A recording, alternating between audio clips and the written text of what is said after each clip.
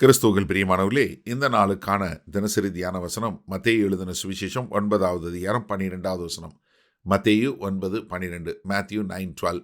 இயேசு அதை கேட்டு, பிணியாளிகளுக்கு வைத்தியன் வேண்டியதே அல்லாமல் சுகமுள்ளவர்களுக்கு வேண்டியதில்லை.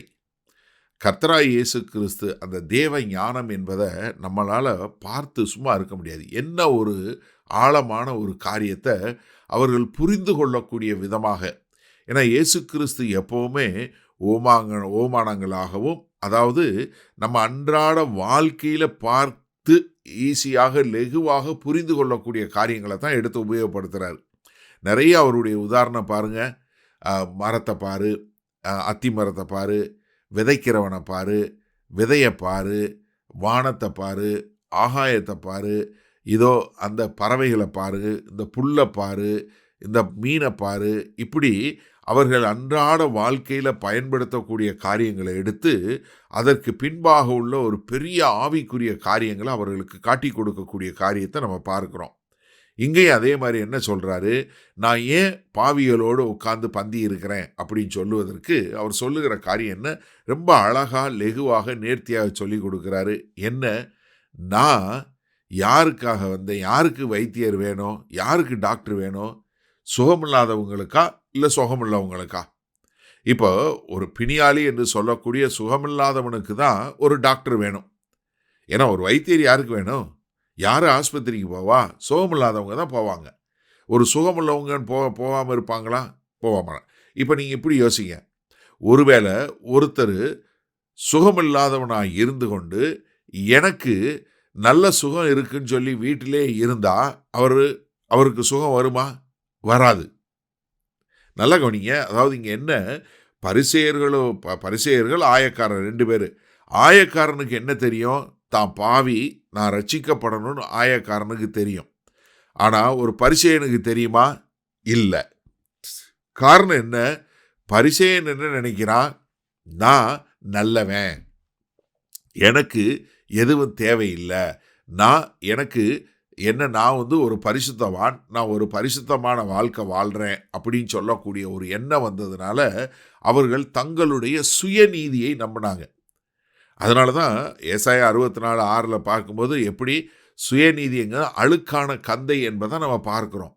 அப்போ என்ன, ஒருத்தன் தூங்குனா அவனை எழுப்பிடலாம், ஆனால் தூங்குற மாதிரி நடிக்கிறவன் எழுப்ப முடியுமா? அதைத்தான் இங்கே அழகாக சொல்லி கொடுக்குறாரு.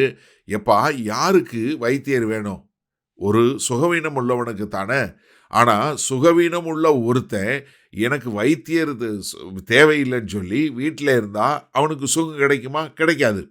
இந்த பரிசேயர்களும் இந்த மத தலைவர்களும் என்ன பண்ணுறாங்க, நாங்கள் நல்லவங்க, எங்களை ரட்சிக்கிறதுக்கு ஒரு ரட்சகர் தேவையில்லை, நாங்கள் எங்களுடைய சுயநீதியில் இருக்கிறோம் அப்படின்னு சொல்லி இருக்கிறதுனால தான் அவர்கள் இயேசு கிறிஸ்துக்கிட்ட வர முடியல.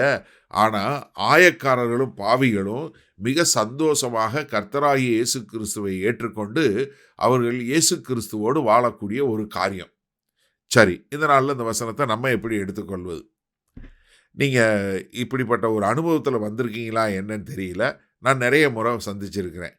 அதாவது நீங்கள் கர்த்தராகிய இயேசு கிறிஸ்து மூலமாக ரட்சிக்கப்பட முடியும் அப்படிங்கிற ஒரு காரியத்தை நீங்கள் மிகவும் மோசமான, அதாவது நம்ம கண்களுக்கு முன்பாக பாவமாக வாழ்க்கை என்று சொல்லக்கூடியதா.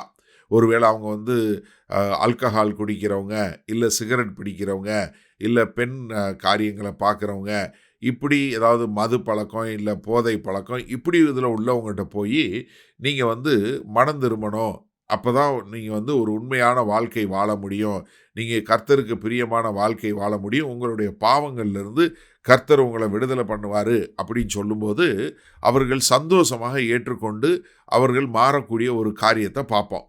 ஆனால் அதே சமயத்தில் எந்த ஒரு பாவமும் வெளியரங்கமான பாவம் பண்ணாமல் தங்களால் இயன்றவரை நல்ல காரியங்கள் செய்து கொண்டு தங்களை நல்லவன் என்று அழைக்கிறவங்ககிட்ட நீங்கள் போய் சொன்னால் அவங்க ஏற்றுக்கொள்ள மாட்டாங்க. நான் அநேக முறை பார்த்துருக்கிறேன். ஒரு நல்ல நேர்மையான வாழ்க்கை வாழ்கிறவங்ககிட்ட போய் உங்களை நீங்கள் ரட்சிக்கப்பட வேண்டும் என்று சொல்லி பாருங்க. அவங்க, நான் என்ன செஞ்சேன், நான் எல்லாருக்கும் நல்லது செய்கிறேன், நான் யாரையும் ஏமாற்றலை, நான் யாரையும் கொலை செய்யலை, என்னால் இயன்றவரை நான் மற்றவங்களுக்கு உதவி செய்கிறேன். இது ஸ்டாண்டர்டாக எல்லாரும் சொல்லக்கூடிய ஒரு டயலாக்கு. அப்போ எனக்கு அருமையானவர்களை சிந்திச்சு பாருங்கள். நல்லவன் சொல்லி இருக்கிறவங்கள நம்ம ரட்சிக்கப்பட வைக்கிறது ரொம்ப கஷ்டம். இது இந்த பரிசேய கூட்டம் அதே மாதிரி தான். ஏன்னா அவர்கள் என்ன நினைச்சாங்க, நாங்கள் ஏற்கனவே நல்லவனாக இருக்கோம் அப்படின்னு நினச்சாங்க.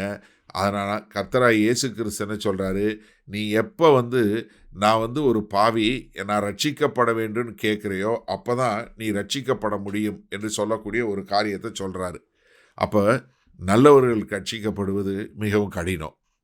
மகா கிருபையும் இரக்கம் நிறைந்த எங்கள் நல்ல தகப்பனே, இந்த சுயநீதியில் இருக்கிற மக்களுக்காய் நாங்கள் ஜெபிக்கிறோம். இது வெளியரங்கமான வாழ்க்கை மாத்திரமல்ல, எல்லா மனிதனும் பாவத்தில் இருக்கிறான், என்னை மீட்க எனக்கு ஒரு மீட்பர் தேவை என்கிற ஒரு உந்துதல் அவர்களுக்குள்ள உண்டாக நாங்கள் எங்களால் இயன்ற காரியங்களை செய்ய எங்கள் தேவன் கிருபை பாராட்டுங்க. எல்லா மனிதரும் ரட்சிக்கப்படத்தான் நீங்கள் வந்தீங்க. அதை உணர்ந்து செயல்பட எங்களுக்கு கிருபை பாராட்டுங்க. இயேசு கிறிஸ்துவின் மூலம் பிதாவே, ஆமேன். கர்த்தர் உங்களை ஆசீர்வதிப்பாராக. நாம் இன்று மாலை மண்ணால் சந்திப்போம்.